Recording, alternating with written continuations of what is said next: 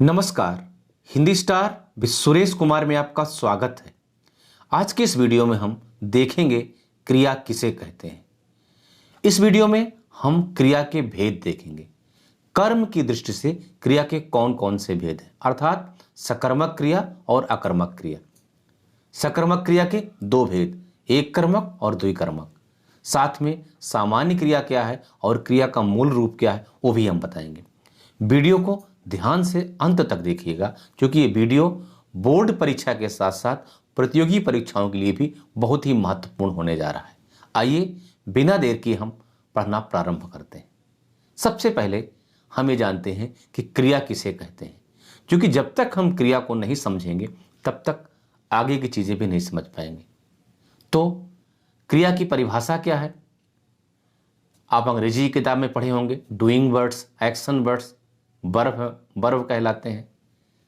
चलेगा समझने के लिए, लेकिन हिंदी के हिसाब से मैं आपको समझाता हूं। जिस शब्द से किसी काम के करने या होने का बोध हो, ध्यान दीजिएगा परिभाषा को, मैं फिर से रिपीट कर रहा हूं क्योंकि ये परिभाषा बहुत काम की है।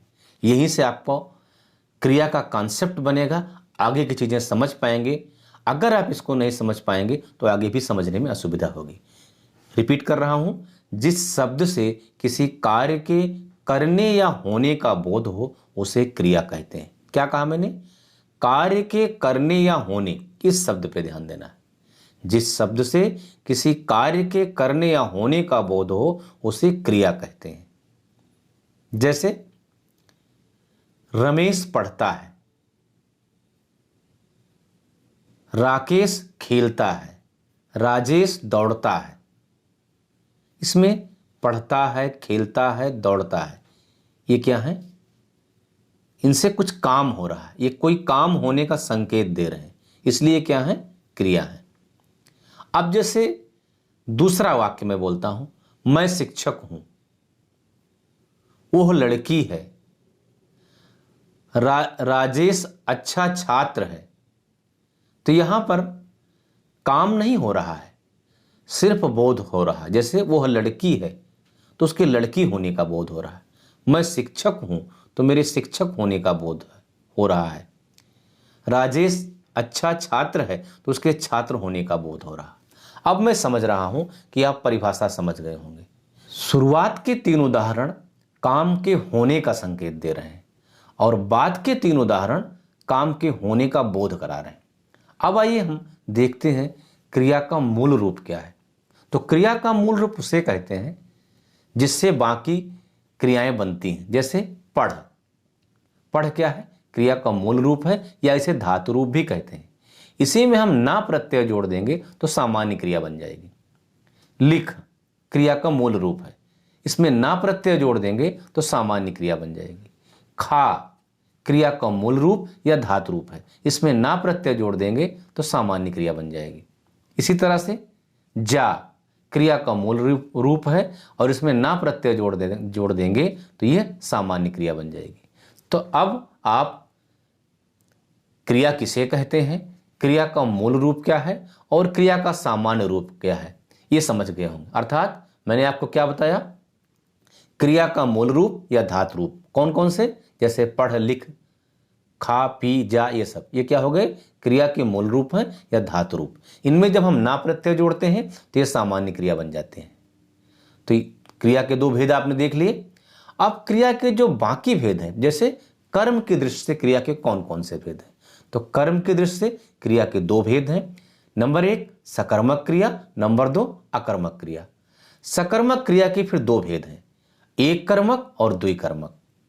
अब आपको हम एक कर्मक क्रिया कैसे है, द्विकर्मक क्रिया कैसे है, कर्म क्या है, इसको हम समझाते हैं उदाहरण के माध्यम से। जैसे अब सकर्मक क्रिया किसे कहते हैं? नाम से स्पष्ट होगा। ऐसा क्रिया, ऐसी क्रिया जिसमें कर्म हो। सकर्मक मतलब कर्म के साथ, कर्म सहित, वो क्या होगा? सकर्मक। जिसमें कर्म नहीं होगा वो क्या होगी? अकर्मक। सकर्मक की परिभाषा क्या हुई? ऐसी क्रिया जो कर्म के साथ हो, जिसमें कर्म हो, वो क्या हो गई? सकर्मक। अकर्मक क्या हुई? जिसमें कर्म ना हो, कर्म का लोप हो। आ का मतलब होता है ना होना और सा का मतलब साथ होना। तब सकर्मक क्रिया का उदाहरण हम देखते हैं। कैसे आप जानेंगे सकर्मक क्या है और अकर्मक क्या है? जैसे मैं कहता हूं कि मोहन पुस्तक पढ़ता है, तो इसमें क्रिया कौन सी है? पढ़ना। कैसे मालूम चला? इस शब्द से काम के करने का संकेत मिल रहा है। पढ़ना एक काम है। अब हम क्रिया से प्रश्न पूछेंगे कि क्या पढ़ता है, किसको पढ़ता है? जवाब में क्या आया? पुस्तक पढ़ता है। पुस्तक क्या हो गई? कर्म, इसलिए सकर्मक क्रिया। हाँ, आपको ये बता दूं कि कैसे आप पहचाने ये कोई क्रिया सकर्मक है कि अकर्मक। तो क्या इसका उपाय है? आसान सा। क्रिया से आप प्रश्न पूछिए, क्या लगा करके या किसको लगा करके।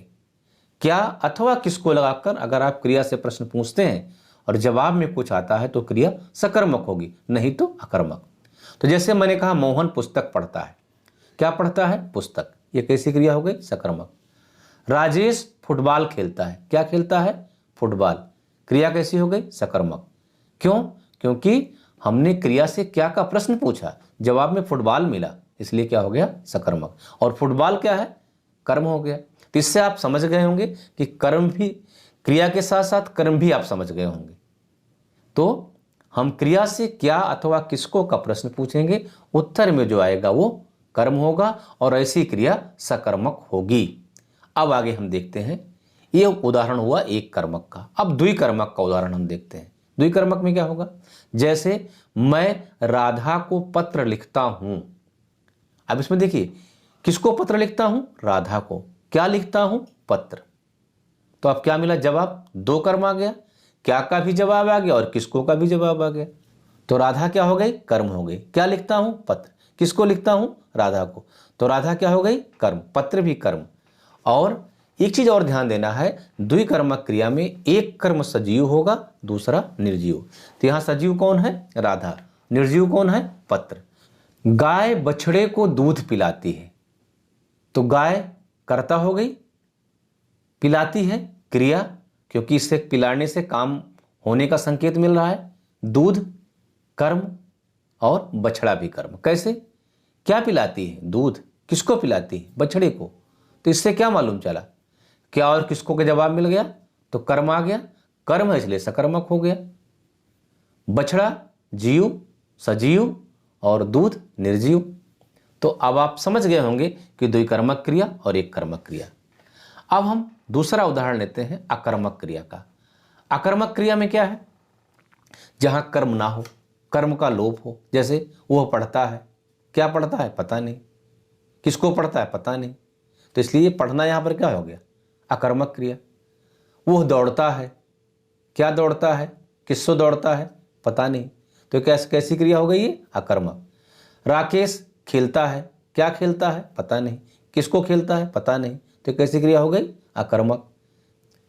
मोहन भागता है। भागना कैसे हो गया? क्रिया। क्या भागता है? किसको भागता है? कोई जवाब नहीं मिल रहा, इसलिए क्या हो गई?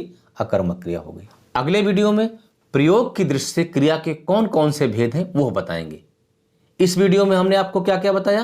क्रिया के कर्म की दृष्टि से कौन कौन से भेद हैं, क्रिया किसे कहते हैं, क्रिया का मूल रूप क्या है, सामान्य क्रिया क्या है। अगले वीडियो में हम प्रयोग की दृष्टि से जो क्रिया के भेद हैं उनकी चर्चा करेंगे। वीडियो को तैयार करने में काफ़ी मेहनत करनी पड़ती है, तो एक लाइक तो बनता है।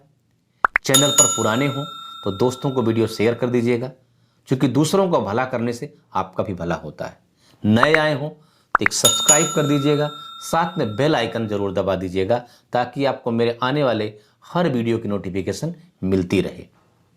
अगर कुछ नया चाहते हैं, कुछ संशोधन चाहते हैं या कोई डाउट है तो कमेंट सेक्शन में जाके कमेंट जरूर कीजिएगा, ताकि हम आपके कमेंट का जवाब दे सकें। हाँ, मैं हर कमेंट पर रिस्पॉन्ड करता हूँ, इसलिए कमेंट करने में कंजूसी मत कीजिएगा। मिलते हैं अगले वीडियो में कुछ नई जानकारी के साथ। तब तक के लिए जय हिंद, वंदे मातरम।